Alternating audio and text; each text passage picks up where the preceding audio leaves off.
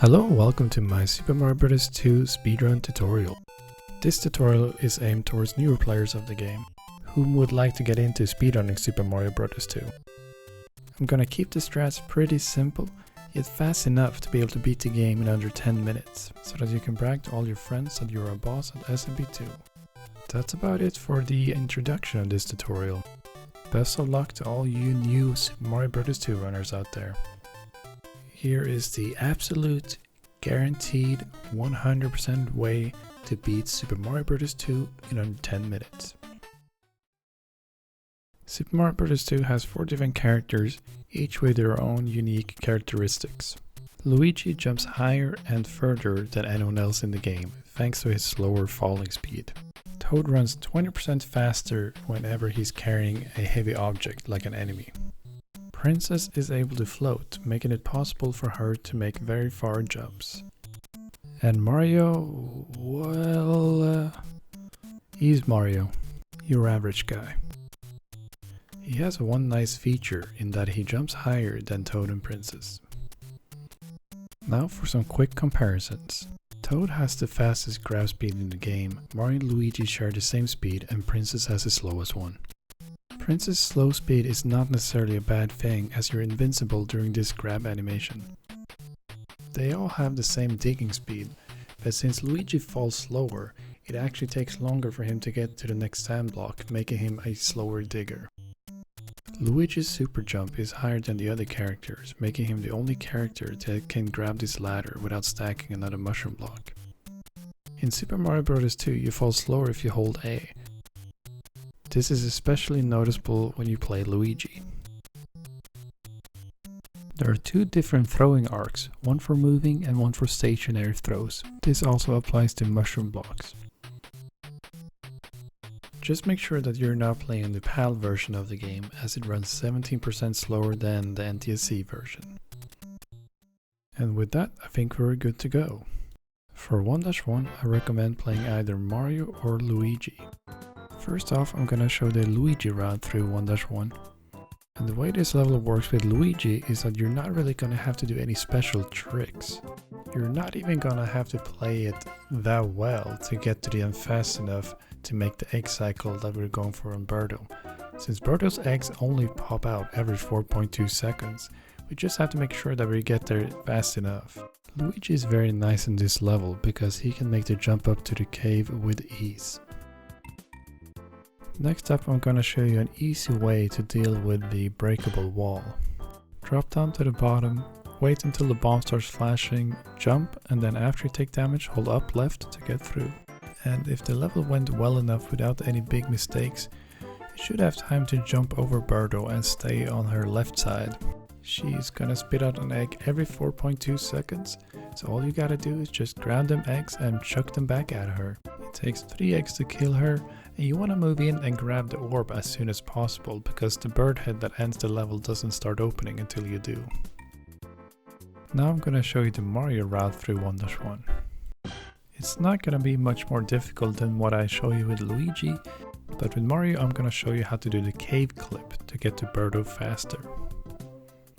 And this is gonna end up being about 4 seconds faster than the Luigi route I showed, since you're gonna end up getting to Birdo 1 egg cycle sooner. But Mario is gonna have to use a different approach to get up to the cave, since it doesn't jump as high. Fortunately, there's a tweeter right here that you can time a super jump off of to get up to the cave. Next, I'm gonna show you how to do the cave clip. After you're done taking damage, you wanna jump and immediately press B to grab the Shy Guy. Once you reach the wall, you're gonna hold right and throw the Shy Guy. Once you reach the bottom, climb up the ladder. And if timed correctly, the Shy Guy will push you through the floor and you're through to the Birdo fight. The cave skip will require some practice before you get it down. But it's a cool looking trick, and with it you're gonna save 4 seconds over the Luigi route that I showed earlier. I would not recommend doing the cave skip with Luigi, as it's more difficult than with Mario.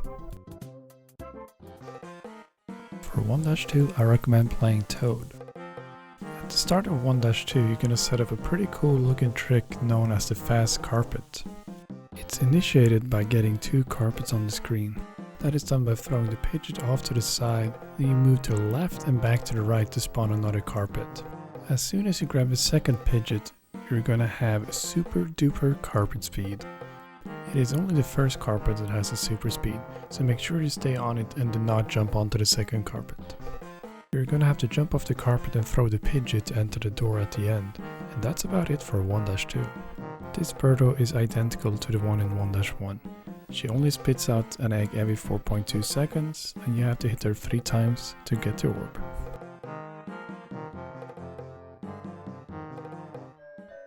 For 1-3, I recommend playing Toad. This might just be the easiest level in the run, and from here we're gonna warp to World 4. The reason why we choose Toad for this level and the previous one is that he runs 20% faster than anyone else whenever he's carrying an enemy. But you're gonna need to discard the enemy because we need the potion. This ninja will only jump when you're close to it while on the ground, so either land far enough to the left so you can run under it or just jump over it. The optimal placement of the potion is on top of the urn so that you just have to hold down once you go through the door. For 4-1 I recommend playing Toad, again. Yeah, that's what happens when you make your character run 20% faster than anyone else. You accelerate slower on the ice, so jump at start. Do a full jump from this block to land on the floor without having to slow down. I don't really have anything to say for this bit, other than that you're just gonna have to practice these jumps and memorize where the enemies are. Do a full jump from this line. And we're on to the second half of 4-1. You're gonna want to jump as soon as you land because again you accelerate slower while running on ice. Pick up the Shy Guy to get that 20% movement speed boost. This second half is pretty tricky, so if you're not comfortable with any of these jumps, feel free to do some slight turnbacks to make them easier. If you make it to the end without taking damage, you can actually take damage after you pick up the orb without losing any time. However, if you did get hit, throw the Shy Guy to the left instead of forward so you don't risk dying to him. For 4-2, I recommend playing either Toad or Princess. I'm gonna show the Princess route first, which is the easier of the two. There is a cool super jump that can be done at the start of the level while sliding on the ice. It's not necessary at all, but it looks cool and it saves a tiny bit of time. On the second screen you get charged by a lot of Bezos. My advice for this screen is to not shy away from ducking. It's actually very helpful for getting past some of them. But yeah, you're just gonna have to memorize the enemy layout on this screen. Here's where playing as Princess is really nice because of her ability to float. Make sure you don't forget to grab the potion because we're gonna need it to warp to World 6. And do not throw that potion in the ocean. Here is the Toad route through 4-2. Toad is about 2 seconds faster than Princess on this level because he is able to grab an enemy on the second screen and run faster. Jump from the fourth block to land on the Bezo without having to slow down. This screen is tougher with Toad because you're running 20% faster, so you're gonna have to react quicker to the charging Bezos. But it's really not too bad, you're just gonna have to practice. Practice, practice, practice. This is actually one of the most dangerous screens in the game, and I'd honestly recommend playing Princess for this level. The 2-second time gain you get with Toad is really not big enough to make it worth it, I think, because it's so easy to die here. For 6-1, I recommend playing either Toad or Princess. I'm again gonna start off by showing the easier route, which is with Princess. World 6 is when the game starts to become really difficult. But with Princess and her ability to float, you can trivialize the first screen in 6-1. There isn't really anything else to this screen other than practice. The correct urn to enter is the one after the second Cobra. Don't move when you land to manipulate the Shy Guy to walk right, since they'll always walk towards you when they land. The key has a bigger hitbox than the sand tile, so it's possible to grab it from the side through the sand. But it's something that is not necessary, it's just a little time save. Once we have the key, we can enter the door to the Birdo fight. This Birdo only spits out fireballs. She spits out a volley of 3 fireballs every 4.2 seconds, so you're gonna have to pick up a mushroom block to take her out. And if you're playing as Princess, it's not a bad idea to utilize the invincibility you have during your long grab to dodge a fireball. Time for Toad. The first screen in 6-1 is much more difficult with Toad, but you're looking to save about 4 seconds of a Princess if you can play the entire level well. My best advice for this screen with Toad, if you have problem making some of these jumps, is to really pay attention to the input display in bottom left corner to see how long a whole jump. If you manage to get inside without getting hit, good job, that is really difficult. I'm using the same strategy here as I did with Princess, but I'm gonna show you what it looks like if you don't go for the key grab from the side. It's really not much different, it's just a bit slower. Alright, on to Birdo again. Toad is really good against this Birdo because of his fast grab speed. You're gonna want to be careful when you pick up the mushroom block, because if you're too far to the right you might land on the sand block. And with his fast grab speed, it's hard to dodge fireballs during the grab animation, so I suggest just going ham. In 6-2, it's Luigi time. This is one of the coolest and most difficult levels in the run if you choose to do it the fast way. But it's definitely worth putting in the time and getting good at this because it saves so much time. Go ahead and grab the pumpkin. This pumpkin is going to affect our jump height, so keep that in mind. Make 2 quick jumps off the birds and then it's time to throw the pumpkin. I use this star in the background as my visual cue. Once I've jumped past it, I throw the pumpkin. Once you land, you're going to have to make a jump to the left and then quickly move to the right.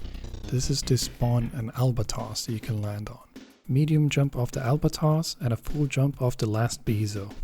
And just like that, you're through the most difficult part of 6-2. If you're unsure on how to do any of the remaining jumps, please look at the input display in the bottom left corner for how long you should hold jump. Make a duck jump to land on top of the mushroom block. It's preferred to have at least 1 mushroom block be on Birdo's platform, because then you can just jump up after you grab the orb to get to the bird head quicker, rather than having to jump around or do a super jump to get up. You can have to wait until you have landed to throw the pumpkin, and also spawn the albatross before you jump onto it, which might be easier than doing it all in one motion. Try both approaches, and then you'll figure out what you like doing the best and what works for you. 6-2 is going to be one of the toughest levels in the run, and it takes some while to get used to Luigi's weird physics. Here's the comparison between doing 6-2 the fast way with the big jumps compared to just riding a bird all the way. 6-2 is a very difficult level to learn, but I'm hoping that this comparison will give you some motivation to try it anyway. Try to learn it, try to get good at it, because it saves so much time over having to ride a bird the entire way. But it's also important to note that you don't have to do the big jumps in order to get a time under 10 minutes. It's definitely possible to do it with the slower version of 6-2. But it is a very big gain if you go for it and get it. 18-second difference between the fast 6-2 and the bird ride. For 6-3, I recommend playing Luigi. There is a developer intended shortcut in 6-3 that lets you skip most of the level. But the way we're gonna do it is not developer intended by any means, I think. We're gonna set up the potion jump. It's important that you have running speed for this jump and that you jump on the left side of the cactus. Throw the potion when you reach the center of this cloud and get ready to jump off of it. Boom, there it is. Next is a comparison between doing the potion jump and going under the wall, which is the intended way to reach this door. The potion jump does not save an insane amount of time, but it doesn't hurt to give it one try, and then if you don't get it, you can go under the wall. But that's 7 seconds save if you get it first try. Now we're gonna fight a new type of Birdo. This Birdo fires either an egg or a fireball, and it's random which one it'll fire. If you manage to hit Birdo just as she spits out an egg, you can bounce the mushroom block off the egg and then run under to bounce on the top of your head, dealing 3 quick hits to Birdo and a very quick kill. Try to enter the bird head while ducking because it will save some time on the next screen. Here's what a more regular fight would look like without the button strat. And I would recommend utilizing the invincibility you have during the grab animation to avoid getting hit. This is quite a bit slower, but a safe way to take out Birdo without taking damage, because if you go for the bounce strat, you might get a fireball in the face. Hold A when you enter the Tri-Glide screen so that you fall slower and land on top of the platform. The way you're gonna deal damage to Tri-Glide is by jumping into the wall, and then you turn around and throw the mushroom block to the left once you reach the peak of your jump. For the second hit, I suggest waiting a little bit to bait out Tri-Glide's fireballs. For the third and final hit, you can just go in and finish him off. And that's Tri-Glide. It's possible for Tri-Glide to occasionally fire fireballs after he dies, but it seems to be pretty uncommon. If you get hit by Birdo and you're small going to Tri-Glide fight, you're gonna have to do a slightly different strategy because your hitbox is smaller and you won't be able to hit him if you go for the same strat like I just showed you with Big Luigi. Instead of grabbing the mushroom block that is the furthest to the right, you're gonna grab one of the earlier ones so you can jump off of it instead. This allows you to hit Tri-Glide even when you're small. One thing to keep in mind when you're small and jumping off the mushroom block is that it's possible to jump too high and touch Tri-Glide and die. For 7-1, I recommend playing Luigi again. Luigi is the king of these later levels because of his ability to jump very high and very far. There's nothing special going on the first screen, but on the second screen there is action. The albatross spawns as soon as you scroll the screen to the right, so that's prime number 1 because you're gonna need it to get on top of the pillar. And these pillar jumps can be pretty scary, so take your time if you're not feeling comfortable with going fast. The first screen has a cool and pretty easy shortcut. It's simply done by jumping off the last sniffet. Make sure you hold jump all the way, or else you might not get over the pillar. A quick backup to get over the pillar if you don't make the jump over in the first try is to charge up a super jump while standing on top of the sniffet. Try to stand on the right side of it, because that'll make it easier to get over. If you're unlucky, the sniffet might not spawn at all, but don't worry, you can still get over with a super jump. The vertical screen is pretty chaotic with all these sparks moving around. You cannot get hit by any of the sparks while holding onto this ladder, so if you want to chill for a bit, go ahead. You're gonna have to super jump to get up to the next ladder. The only enemy that you have to watch out for at the end is the sniffet off to the left. But if you do get unlucky and get hit, it's fine, you can still kill Birdo. But there's a faster way up ladders than climbing them. It's possible to jump off ladders, saving you a lot of time in 7-1. It's done by pressing jump the moment you let go of the ladder, but there's a little trick to making the frame window wider, and I'll show you how it works. You're holding up when you let go of the ladder, you increase the frame window of this trick from being frame perfect to 8 frames with Luigi, so definitely make sure that you're holding up. And it's a 3 frame window with the other characters if you hold up and you let go. So here's how fast you can play this section with ladder jumping. The reason why Luigi has a bigger frame window for his ladder jumps is because of his slower falling speed. You have until you start falling to hit A for the ladder jump. Boom, look at how fast that is, look at how fast that is. You want to hold A before you gain control of Luigi in this room so that you can fall slower onto the mushroom block. This Birdo only fires fireballs, so you're gonna have to use the mushroom block to take her out. But it's easy peasy if you take advantage of the grab invincibility. If you got through the level without getting hit, you can go for a more aggressive approach on Birdo. I'm again taking advantage of the grab invincibility because it's so strong. For 7-2, I recommend playing Princess. Alright, final level of the game.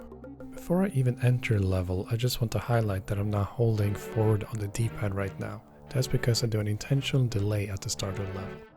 If done correctly, the first sniffet's projectiles will all fire to the left. And it really helps if you do a duck jump to not bonk your head on the first pillar. Welcome to Wart's Fortress. There isn't much going on in this first screen. Just don't get hit. That's a good approach. Don't take damage. But on the next screen we're gonna set up the big skip. Just hold left when you enter the next screen and jump when you land. This will set up the timing nicely with the sparks so that you don't have to wait for it. The skip itself is just a ladder jump, but you have to be high enough up on the screen so that when you do the jump that you end up on top of the screen. The timing for this jump is 3 frames if you hold up and to the side when you let go of the ladder, so it's quite precise. You can retry the skip as many times as you want. Keep in mind that you have to jump over these small gaps when you're running on top of the screen so that you don't fall down. This key grab is scary, but Princess's slow grab helps here, so just letting the conveyor belt carry you to the door. My preferred approach to this screen is just ducking under the first spark and then running, but I'm going to show you a couple different approaches if you don't like it. You can jump over the sparks, but if you go for this approach, you want to make sure you do a slight delay at the start of the room. The safest approach is most likely going to be to do a little duck throw to take out both sparks. But this is quite a bit slower, but not by much, but hey, if you like this, go for it. Once you're through the door, it's time to fight the king of all birdheads, Michael Hawkins, also known as Mike. It's important that you come to a full stop here so that you don't throw the mushroom block when you drop it. As soon as you grab the orb, you're going to pick up the mushroom block again and throw it at Mike. With a well-timed throw, it's possible to get a double hit in, and then you only have to hit him one more time to beat him. Here's what your typical fight looks like if you don't get a double hit in. Still pretty easy as long as you don't panic and miss. We're now in the final room of the game. There are a couple of things I want to go over before we begin the fight against Wart. The veggies that you're going to use to defeat Wart pop out every 4.2 seconds. The order in which they pop out and the direction they travel is the same every time. I'm going to show you what the pattern looks like in just a bit.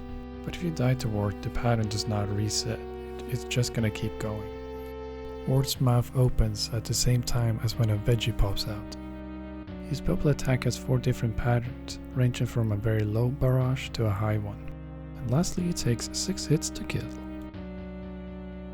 I'm now going to show you what the veggie pattern looks like. The time it takes between the veggies pop out and the pattern is the same every time. The only thing that's going to differ from run to run is the timing of the very first veggie, because the global timer that decides when the veggie is going to pop out starts when you enter the level. So it really depends on how you play the level and when you get to Wart's room, how long you have to wait for the first veggie. You only have to hit Wart 6 times, but I'm gonna show you some extra veggies here in case you miss any during the fight.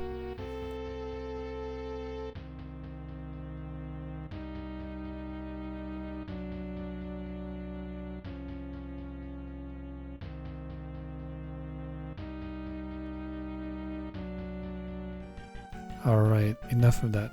Now I'm finally gonna show you how to actually fight Wart. Wart is a tough boss fight because his only weak point is his mouth, but whenever he opens his mouth he shoots out bubbles that block your veggies. Our strategy is gonna be to just grab the first veggie and hold on to it. And then as soon as Wart closes his mouth, we're gonna do a full jump with a full float. Just hold A all the way until you land. Once you land, you jump forward and throw, and this should line up perfectly so that you hit Wart before he even spits out any bubbles, and also give you enough time to grab the next veggie that just popped out. Before we move on, I'd like to show you what it looks like if you throw too early and too late. If you throw too early, you'll just miss Wart, but you'll have time to grab the next veggie and go again. But if you throw too late, your veggie will get blocked by Wart's bubbles, and another veggie will not pop out, because the game simply doesn't give you another one if you're already holding a veggie when it's supposed to pop one out. Okay, so that's how you do the first hit. Now I'm gonna show you how you do the second hit on Wart and all the following hits on him too. The setup is gonna be identical to the first hit, but the visual cue is a bit different. First hit, boom, grab the second veggie and get ready for the second throw. You initiate the second jump buffer as soon as Wart has stopped blinking. It's the same kind of input, just full height jump, float, and then as soon as you land, you jump and throw. And that's the entire fight, really. You're gonna use the same buffer for the remaining hits, and as long as you don't miss any throws or grabbing any veggies, then yeah, that's all you do, defeat Wart. There are other approaches to this fight, but this is a strategy I recommend for newer players who are looking for a consistent yet fast fight. All you gotta do now is to enter the door and you've beaten the game. I don't really have an approximated time that you get if you nail all the strats in this run, other than that it's most likely gonna be under 10 minutes unless you make a lot of mistakes. Yeah, have fun. If there's anything you're not sure about, just feel free to ask me here on YouTube, my Twitch stream, wherever. Yeah, just ask me. I'll do my best in trying to help you out. But yeah, best of luck with learning Super Mario Bros. 2. I hope you enjoy the game. I hope you enjoy the run. Yeah, try it. Best of luck. And I hope to welcome more people to the Sub 10 Club soon.